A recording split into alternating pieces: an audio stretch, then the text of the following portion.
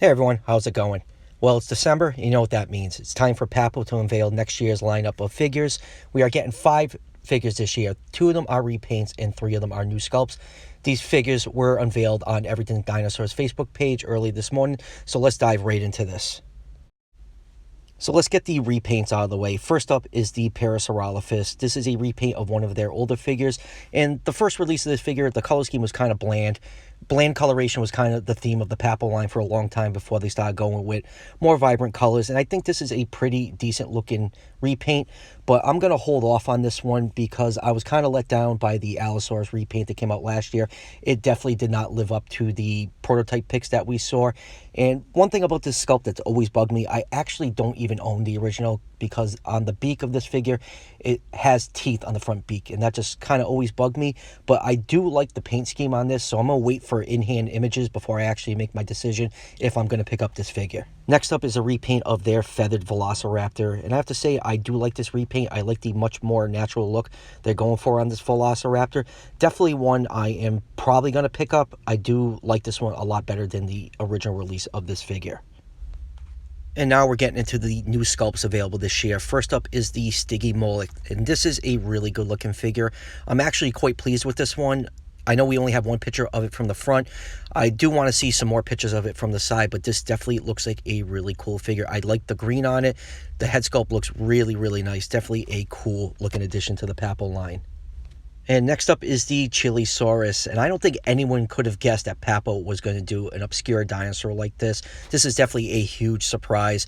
This is something that you expect from Collecte, not Papo, and this is one I'm very interested in. Chilesaurus has characteristic of sauropod, theropod, and ornithochaean dinosaur. It is definitely a very interesting, obscure species.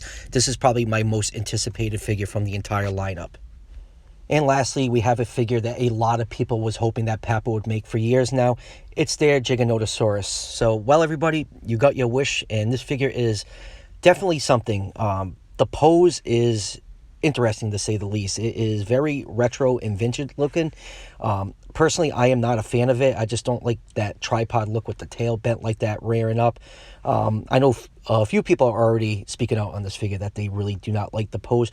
It does look beautifully sculpted with a lot of nice detail. The head does look a little short to me, but I think that's just the angle that this promotional picture was taken in. So we're going to have to wait for more pictures before we could get a good look at that head sculpt. I kind of wish Papo didn't do a Giganotosaurus. I was kind of hoping they would do a Parasaurolophus. I just feel like that species needs some serious love in figure form. And this pose of this Giganotosaurus kind of reminds me of the Papo Cryolophosaurus. So, I don't know. I'm kind of torn on this one. I don't know if I'm going to pick it up.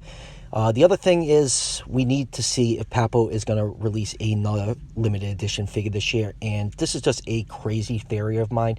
I kind of hope they do an Argentinosaurus or maybe some kind of other Titanosaur, and I think this Giganotosaurus will look absolutely amazing posed next to a large sauropod like that, but that is just speculation on my part right now. I'm sure probably when January rolls around, if they do have another limited edition figure in the works, we'll probably find out about it just like last year with the Spinosaurus.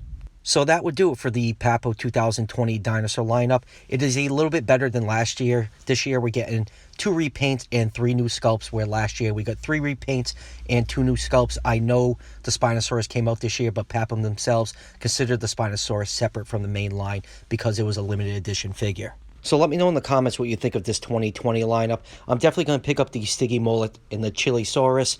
Probably the Velociraptor repaint, but man, that Giganotosaurus is definitely a huge disappointment in my eyes. That figure is going to get a lot of hate by the dinosaur collecting community. I just feel like it was a missed opportunity by Papo. So that would do it for this update. And remember, if you're liking the content on this channel, show your support by hitting that subscription button just below the video. Each subscription helps out the channel tremendously, and it's greatly appreciated. And I'll see you guys.